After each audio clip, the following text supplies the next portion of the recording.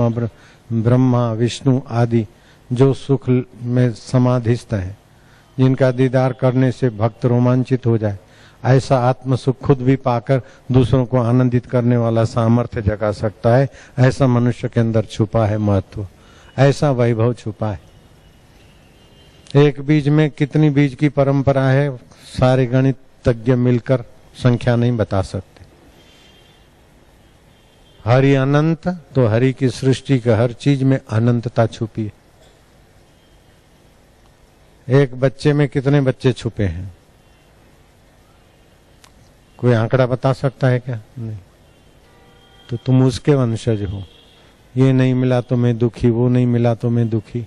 अरे तू अनंत का सनातन स्वरूप है। निगुड़ी सिगरेट का गुलाम, पान मसाले का गुलाम, व्यसनों का गुलाम।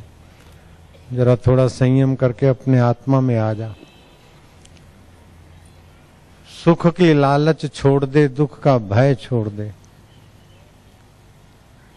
सुख दुख को दबाता है और दुख मनुष्य को खोखला कमजोर बना देता है, भयभीत बना देता है।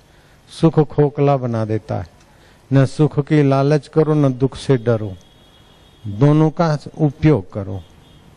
सुख भी स्वप्न, दुख भी स्वप्न, लेकिन उसको जो जानता है वो सच्चिदानंद परमात्मा अपना है।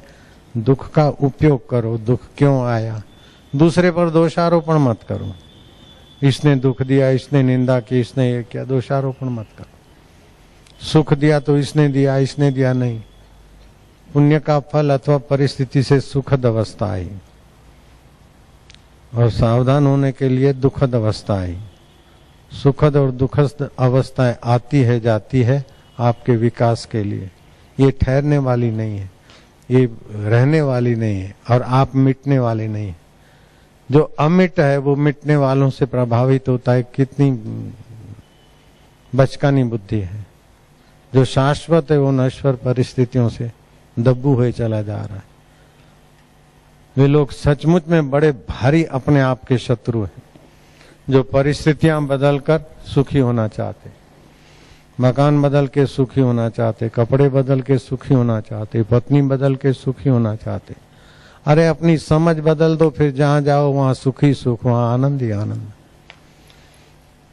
अपनी समझ बदलो, परिस्थिति बदल के सुखी हो जाएंगे, इधर होके सुखी हो जाएंगे। वो आदमी जो जहां है अपने आप में सुखी रहने की कला नहीं सीखा, कैसी भी परिस्थितियां आ जाए दुख उसका पीछा नहीं छोड़ता।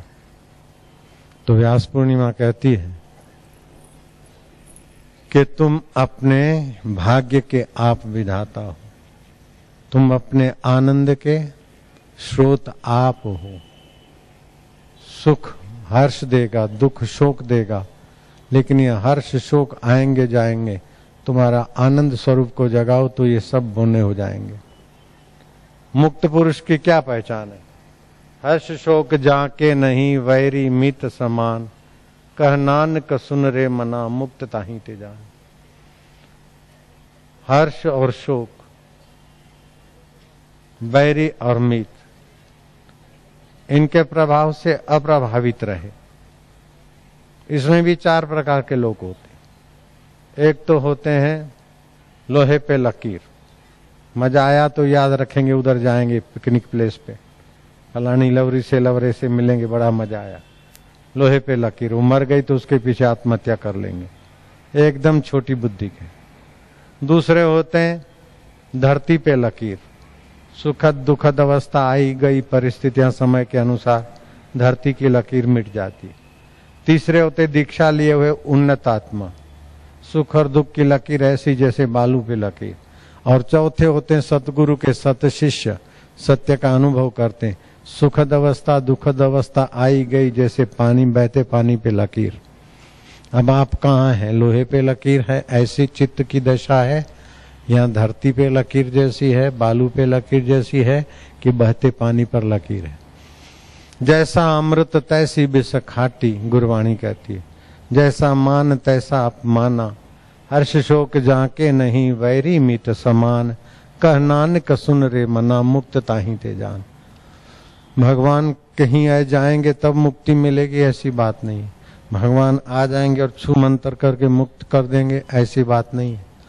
भगवान कृष्ण साथ में थे, फिर भी अर्जुन को दुखों से मुक्ति नहीं हुई, भय से मुक्ति नहीं हुई। जब श्री कृष्ण ने कृपा करके गुरु का काम किया, उपदेश दिया, सत्संग दिया, अर्जुन को ज्ञान हो गया और अर्जुन कहता है नष्टो मोह स्मृति लब्धवा, मेरा मोह नष्ट हो गया, मुझे स्मृति आ गई। करिष्ये वचनम तव, अब तुम्हारे वचनों का पालन करूंगा।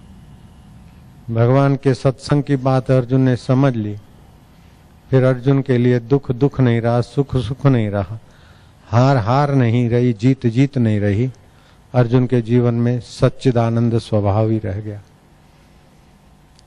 तो ये 100 काम छोड़कर भोजन कर लो, 1000 काम छोड़कर स्नान कर लो, लाख काम छोड़कर सत्कर्म कर लो, करोड़ काम छोड़कर हरि का ज्ञान और हरि का ध्यान धर लो। कोटि त्यक्त्वा हरि भजेत।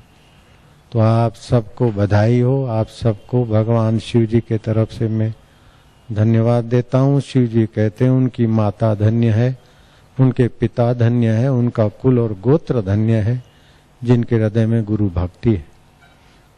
बोलो धन्या माता पिता धन्यो, धन्या माता पिता धन्यो, गोत्रम धन्यम कुलोद्भव, गोत्रम धन्यम कुलोद्भव, धन्या च वसुधा देवी, धन्या च वसुधा देवी, यत्र स्यात् गुरु भक्ततः, यत्र स्यात् गुरु भक्ततः। हे पार्वती, उनकी माता धन्य है, उनके पिता धन्य है, उनका कुल और गोत्र धन्य है, जिनके हृदय में गुरु भक्ति।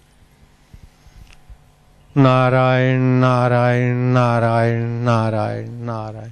जिन्होंने मंत्र दीक्षा नहीं लिया है हाथ ऊपर करना जरा। आप निगुरे लोग हैं, हाथ हिलाओ तो। शिव जी ने पार्वती को कहा जिसके मन में जिसके पास गुरु मंत्र नहीं है वो मूर्ख है, और जिसके पास गुरु मंत्र है उसके ऐहिक परलौकिक कार्य सफल होते हैं। कबीर जी ने कहा सुन रे चतुर सुजान, निगुरा नहीं रहना। निगुरा होता ही का अंधा, खूब करे संसार का धंधा। पड़े नरक की खान, सुन लो चतुर सुजान, निगुरा नहीं रहना। निगुरे का नहीं कोई ठिकाना, 84 में आना जाना। यम का बने मेहमान, सुन लो चतुर सुजान, निगुरा नहीं रहना। कलकत्ते की काली ने गदाधर को कहा कि गुरु से दीक्षा ले लो। मैया तुम्हारा दर्शन होता है? बोले दर्शन होता है भावमय शरीर से, वो आती हूँ और फिर अंतर्धान हो जाती हूँ। गुरु के बिना भावमय शरीर, विज्ञानमय शरीर, आनंदमय शरीर